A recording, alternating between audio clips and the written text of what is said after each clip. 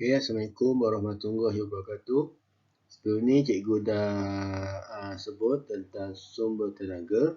Sumber tenaga kita boleh bagikan kepada dua, iaitu sumber tenaga yang boleh baharu dengan sumber tenaga yang tidak boleh baharu. Contoh sumber tenaga yang boleh baharu contohnya adalah tenaga solar, tenaga hidro. Di mana tenaga solar ni kita dapat pada cahaya matahari, tenaga hidro pula pada air yang bergerak pada sungai. Okey, air dan matahari ni akan habis tak suatu hari nanti? Tak akan habis kecuali kiamat. Maksudnya sekarang sumber tenaga yang boleh baharu ni tidak akan habis sampai bila-bila.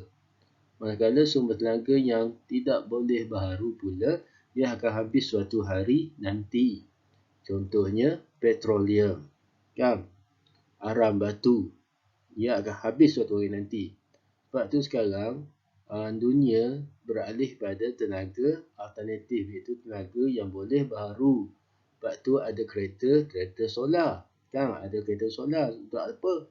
Untuk menjimatkan penggunaan minyak. Sebab apa? Minyak kalau kita guna dengan kataan yang membazir, ia akan menyebabkan minyak cepat habis.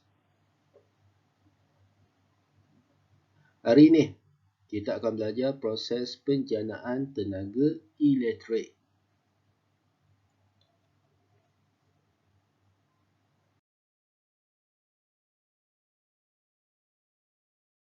Proses penjanaan tenaga elektrik. Macam mana elektrik dah hasil? Awak tahu tak macam mana tenaga elektrik dah hasil? Okey, betul. Kalau kat Terengganu ni guna tenaga daripada empangan hidroelektrik Kenyir. Macam mana daripada air tu boleh menghasilkan elektrik? Awak tahu tak? Okey, mari kita belajar, kita tengok macam mana tenaga elektrik terhasilkan. Generator ialah alat yang digunakan untuk menjana tenaga elektrik. Kan? Generator ialah alat yang digunakan untuk menjana tenaga elektrik. Perhatikan gambar foto 6.1 yang menunjukkan satu contoh model generator. Okey, tengok rajah gambar foto 6.1. Ada magnet, ada dua batang magnet, atas warna oranye, bawah warna biru.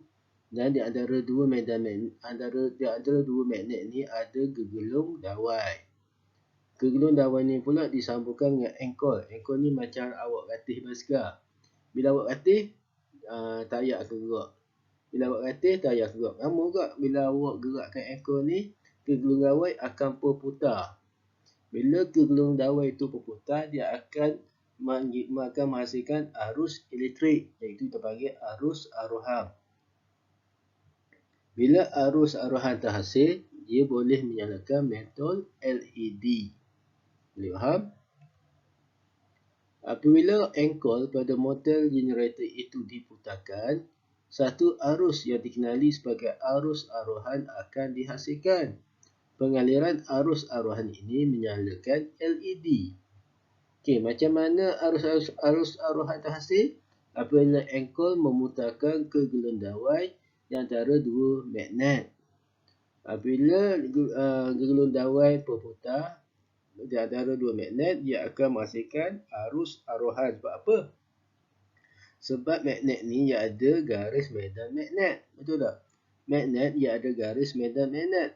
Apabila gegelung dawai lalu kod garis medan magnet, ia akan menyebabkan garis medan magnet itu terpotong. Bila garis medan magnet itu terpotong, ia akan menghasilkan arus arohan yang boleh menyalakan metal LED. Namakan dua komponen utama yang menjana arus dalam model generator ini. Apa dua komponen yang penting? Ya, betul. Magnet dan gegelung dawai. Tak ada magnet, tak ada gegelung dawai, tak ada tenaga. Tak ada tenaga elektrik. Tak ada arus arohan. Boleh?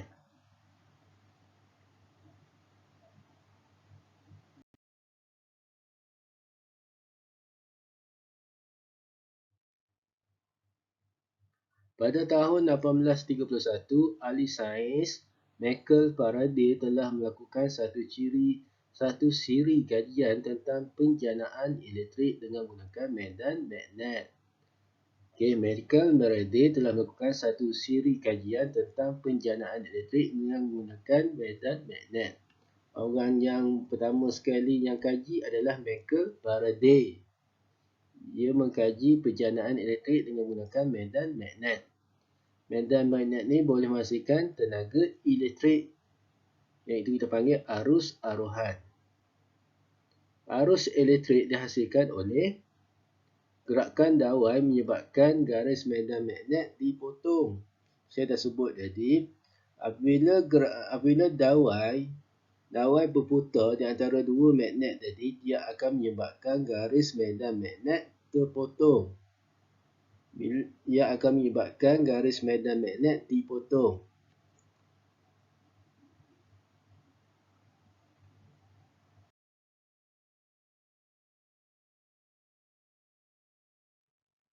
Okey.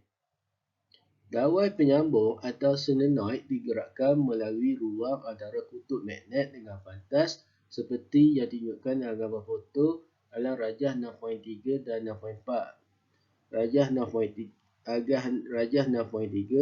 dawai penyambung akan bergerak atas bawah antara dua medan magnet.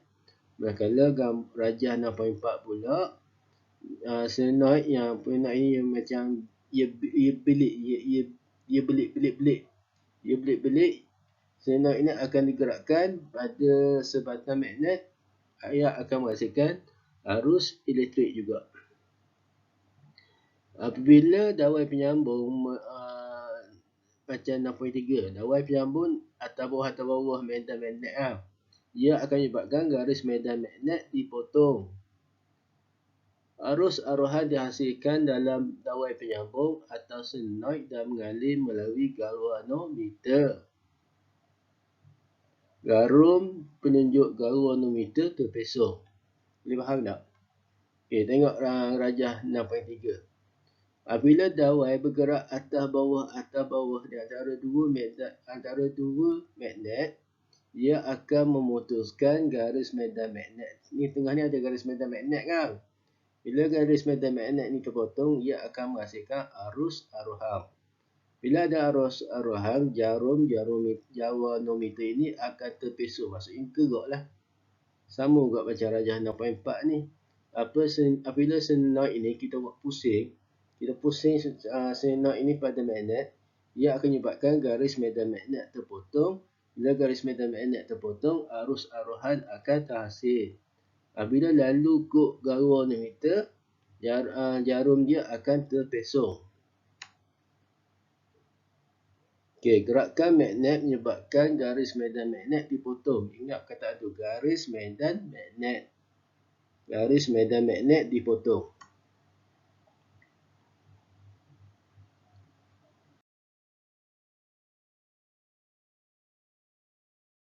Sama juga kalau kita gerakkan magnet. Rajah 6.5 kita gerakkan magnet atas bawah. Manakala rajah 6 pula kita pusingkan magnet. Kita akan pusingkan magnet.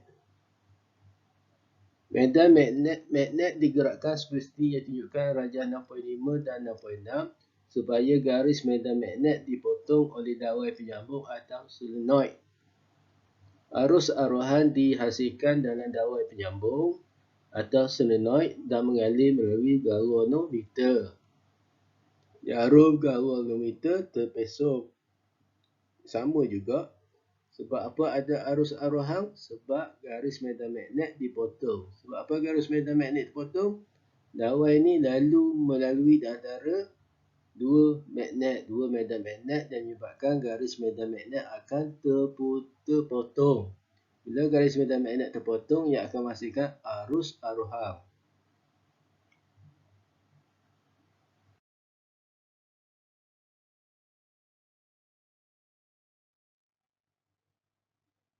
Okey. Peraturan tangan kiri filament. Ambil tangan kiri awak. Ni saya ambil tangan kiri saya ni. Okey, awak genggam gini. Okey, awak genggam gini. Okey, awak nampak ni tangan saya.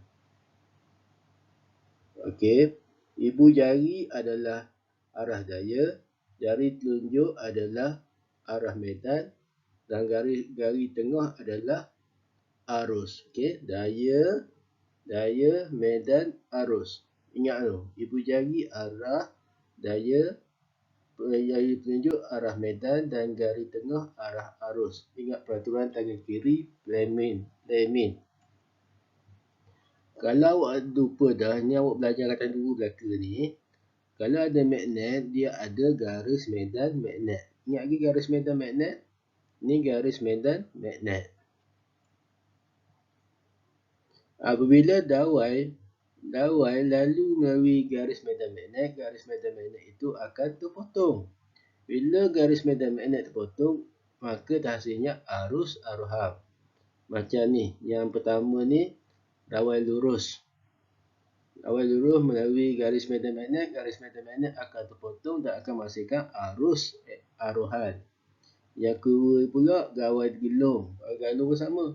Bila gawai gelung melalui garis medan magnet terputus dan akan menghasilkan arus arohan. Ni untuk solenoid. Solenoid pun sama juga. Bila dawai lalu kod tengah medan magnet ni, garis medan magnet akan terputus dan menghasilkan arus arohan. Boleh? Boleh. Awak ingat ni petua tangan kiri Clement. Kan daya, okey daya. Arus ke bawah, kan? Arus ke bawah. Arus kat ni. Jari tunjuk ni medan. Jari tengah ni bawa arus. Okey. Jari tengah ni bawa arus. Awak boleh praktis awak boleh praktis kat rumah.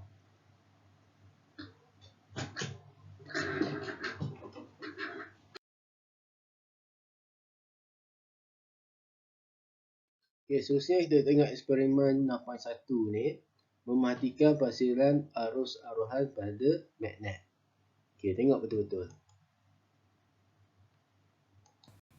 Aktiviti memerhatikan penghasilan arohan elektromagnet.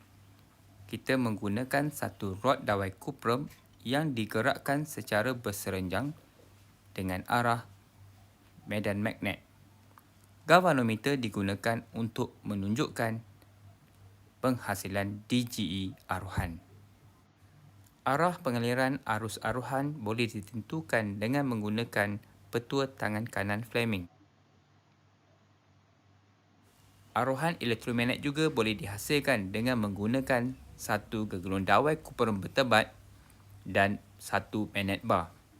Magnet bar akan digerakkan ke dalam gegulung dawai, masuk dan keluar berulang kali. Gerakan relatif di antara magnet bar dan gegulung dawai akan menghasilkan arohan elektromagnet yang ditunjukkan oleh pesongan jarum galvanometer. Bilangan gegulung dawai mempengaruhi magnitud arohan elektromagnet. Hukum Faraday membincangkan tentang faktor-faktor yang mempengaruhi magnitud arohan elektromagnet, manakala hukum Lenz membincangkan tentang bagaimana menentukan arah arus arohan yang terhasil. Okey, awak tengok kan? Awak tengok sendiri. Bila magnet kita lalu ke gegulung dawai, dia akan menyebabkan jarum galvanometer terpesong. Sebab apa jarum galvanometer terpesong? Sebab adanya arus arohan. Okey, sama juga bila awak lalu dawai, awak gerakkan dawai pada magnet, dia akan menyebabkan jarum galvanometer terpesong. Ini disebabkan oleh adanya arus elektrik. Sebab apa ada arus elektrik, ada arus arohan? Sebab garis medan magnet dipotong. Okey, betul. Sebab apa garis medan magnet dipotong?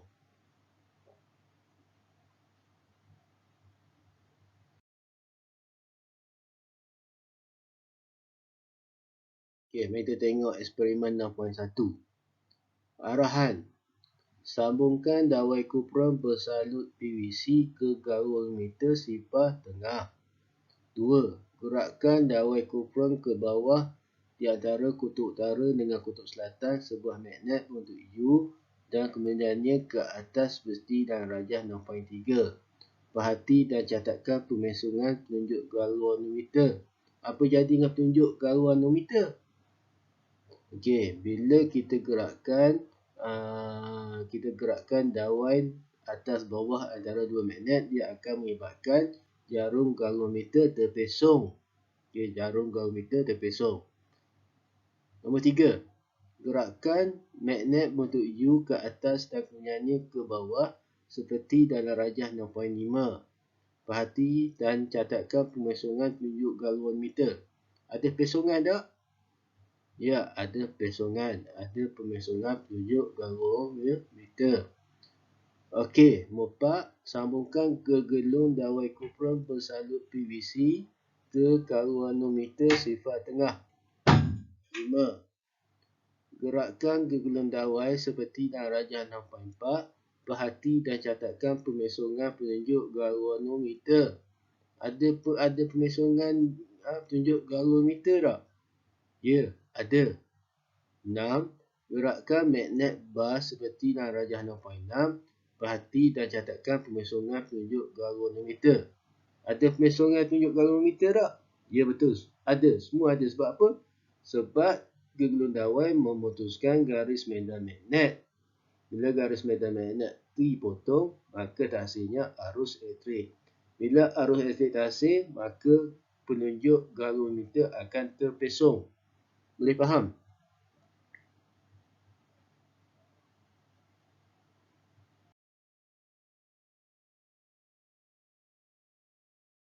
Okey, lepas tu awak catat pematang. Okey, rajah 2 ada, rajah 3 ada, rajah 5 langkah 5 ada, langkah 6 ada. Okey, semua langkah ada pemesongan penunjuk galvanometer. Tulis dalam buku dah.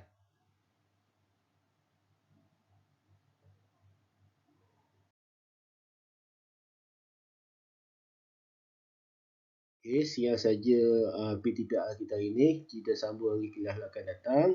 Okey, sekian. Terima kasih. Assalamualaikum warahmatullahi wabarakatuh.